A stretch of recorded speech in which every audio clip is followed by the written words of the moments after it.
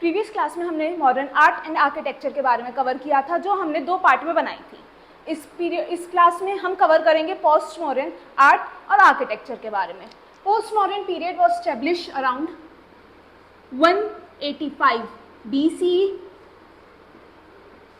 to 300 CE।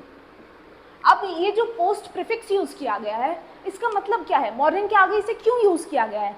Post का मतलब है आफ्टर, मतलब वो वाला फेज जब मॉडर्न पीरियड का डिक्लाइन शुरू हो गया था। जब लास्ट में मॉडर्न पीरियड में वीक रूलर्स आ गए थे, तो वो इतना बड़े किंगडम को हैंडल नहीं कर पाए थे, तो कुछ स्मॉल डायनेस्टीज ने इन्वेड किया था जो जिन्होंने उन पे रूल किया था, जैसे शूंग, शक्स, कन्नवाज और कुशांस, ये नॉर्थ एरिया में आई थी, और इक्ष्वाकुस, सातवाहन्स, वकटकाज और अभिराज, उन्होंने साउथ वेस्ट एरिया में रूल किया था। अब ये तो पॉलिटिकल चेंज हो गया।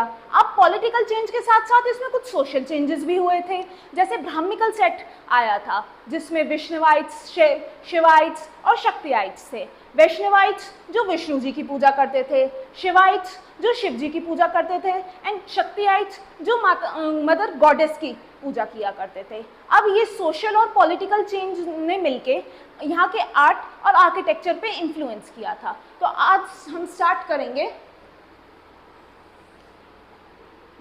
रॉक कट केव्स के बारे में। Starting from rock cut caves. Rock cut caves जब किसी पहाड़ को तोड़ के या किसी बड़े पत्थर को तोड़ के एक गुफा बनाई गई थी। ये 2 पार्ट में बनाई गई थी,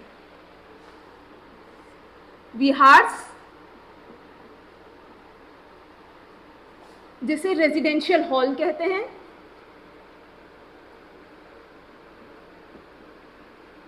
हॉल। ये रेजिडेंशियल हॉल हुआ करते थे जब मॉन्क्स थक के आते थे या ट्रेवल करके आते तो ये यहाँ आके रेस्ट लेते थे। एक रेस्टिंग लॉन्च टाइप हुआ करता था ये, जिसके रूम्स जो थे वो एक ओपन एरिया, एक अराउंड एक ओपन एरिया के सराउंडेड हुआ करते थे। चैत्याज,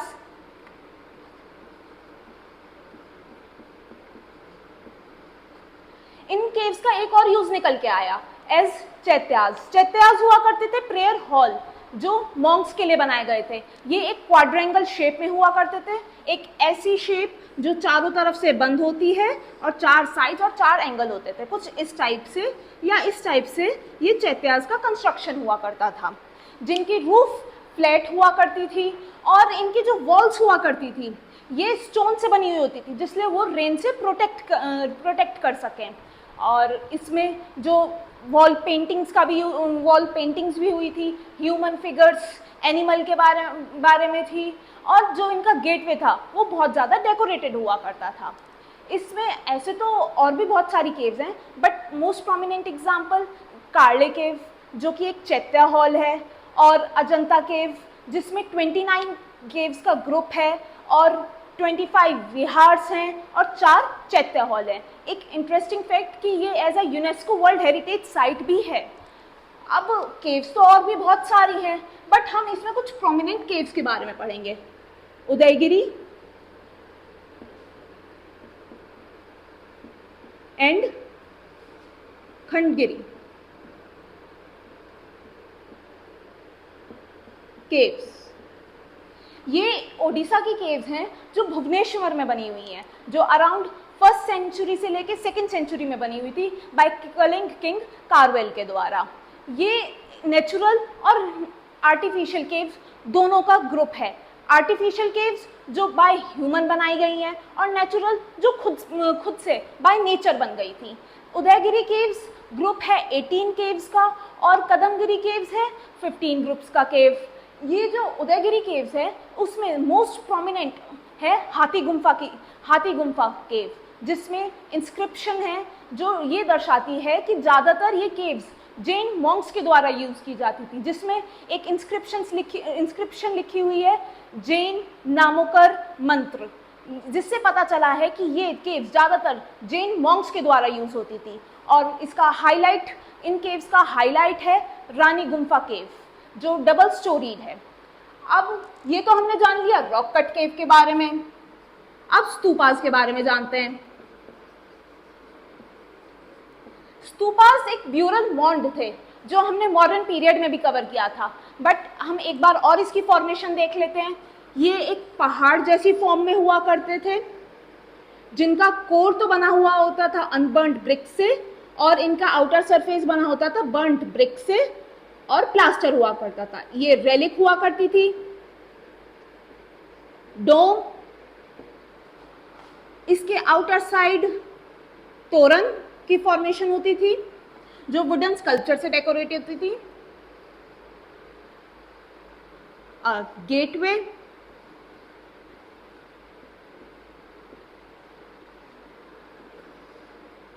कुछ इस टाइप से गुफा स्तूप्स हुआ करते थे, जिनका हमने डिस्कशन मॉडर्न पीरियड में भी किया है। हरमाइका,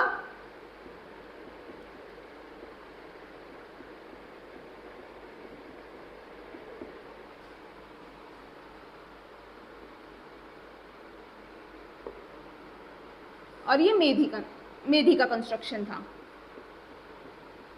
कुछ इस टाइप से था स्तूप का कंस्ट्रक्शन। पर इसमें मॉडर्न पीरियड के टाइम के स्तूप्स में और इसमें क्या डिफरेंस था? इसमें ये डिफरेंस था कि जो स्तूप्स थे मॉडर्न पीरियड में तो ज़्यादातर यूज होते थे बुद्धास की रिलिक्स को स्टोर करने के लिए या बुद्धिज्म को स्प्रेड करने के लिए, पर इस टाइम पे स्तूप्स यूज होते थे फॉर वर्शिप के लिए या एज अ पिलग्रिमेज, एक ऐसा स्थान जहाँ पूजा के लिए जाया जाता है, या आर्टिस्टिक एक्सप्रेशन को शो करने के लिए। और बहुत से स्तूप्स में पेंटिंग्स हैं एनिमल की, ह्यूमंस की, और a story that shows the Buddha life, जो बुद्धा की लाइफ के बारे में बता रही हैं। ये स्तूप्स में बननी शुरू हो गई थी। मॉडर्न पीरियड के टाइम पे वैसे तो तोरण हुआ करते थे, बट कुछ स्तूप्स में हुआ करते थे, बट पोस्ट मॉडर्न पीरियड के टाइम पे ये तोरण का कंस्ट्रक्शन कंपलसरी हो चुका था और हर स्तूप में तोरण होती ही होती थी। जैसे सांची स्तूप का जो तोरण है वो इसी टाइम का बना हुआ है, और सांची स्तूप भी यूनेस्को वर्ल्ड हेरिटेज साइट में रिकॉर्डेड है। और जो ये वेदिका हुआ करती थी, वेदिका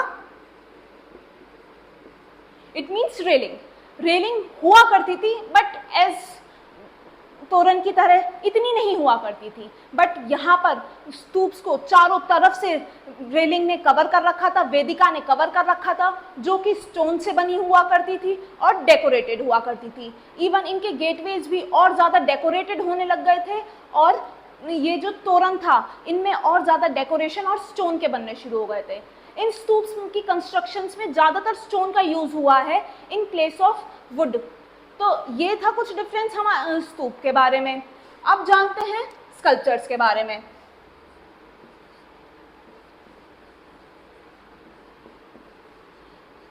तीन टाइप के मेजर स्कल्पचर स्कूल के बारे में हमें यहाँ से पता चलता है, जो इंडिया के हर एक रीजन को कवर करते हैं। गांधार स्कूल,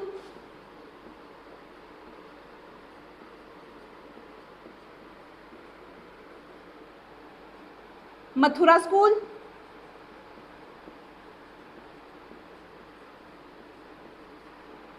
और अमरावती।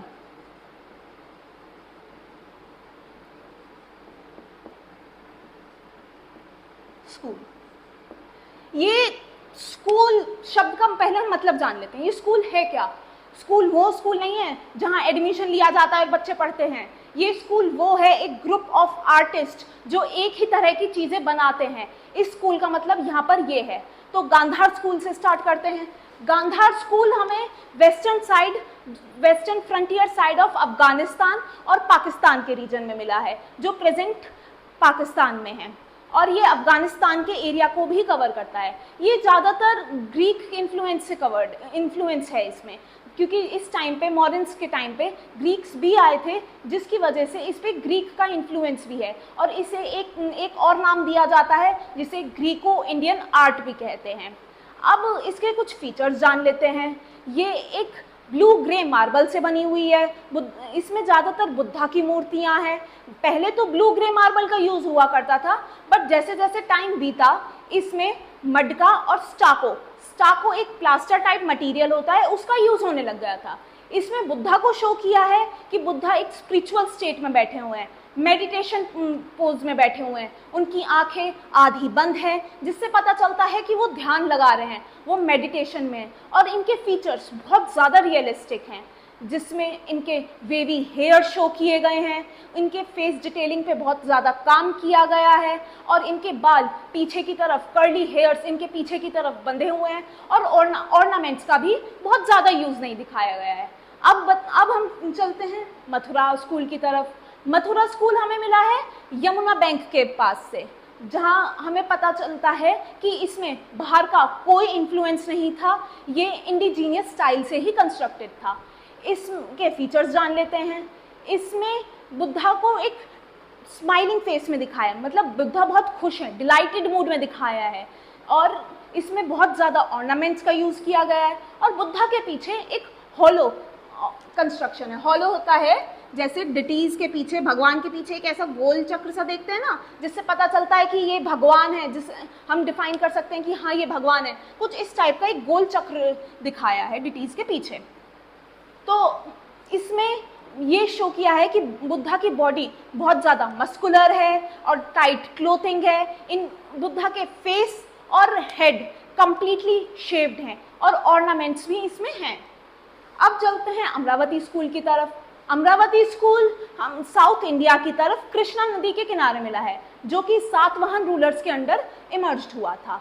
इसमें बुद्धा का ज़्यादातर यूज़ किया गया है, बुद्धा ही बनाए गए हैं, और जो स्कल्पचर है बुद्धा की वो मार्बल से बनाई गई है। अब इसके फीचर्स जान लेते हैं। इसमें एक नरेटिव स्टोरी दिखाई गई है, मतलब इसमें सिर्फ बुद्धा नहीं दिखाए हैं, इनमें बुद्धा से रिलेटेड स्टोरीज दिखाई गई हैं। और अब जब स्टोरी दिखाई है तो हर किसी के फीचर पे फोकस किया होगा, तो इस आर्ट में किसी एक के फीचर पे फोकस नहीं है, हर एक पर्टिकुलर ड्राइंग के, स्कल्पचर के फेशियल एक्सप्रेशन पे, उनके फीचर्स पे काम किया गया है। जैसे कोई स्टोरी के मेन लीड हो गए, उन पे ही नहीं, जैसे बुद्धा पे ही नहीं फोकस है, और जो साइड कैरेक्टर्स हो गए उनके पे भी, उनकी डिटेलिंग्स पे भी ध्यान दिया गया है।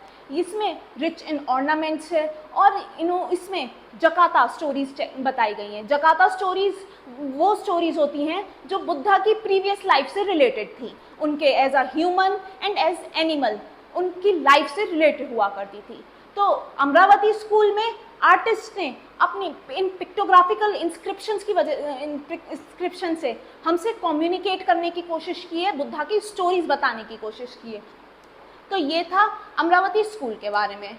इसमें हमने देखा कि ग्रीक और रोमन आर्ट, इनका बहुत ज़्यादा इन्फ्लुएंस रहा है, क्योंकि जब मॉडर्न्स चले गए थे तो इन्होंने भी आके कुछ टाइम रूल किया था, इन्होंने भी इन्वेड किया था। तो अब पढ़ते हैं ग्रीक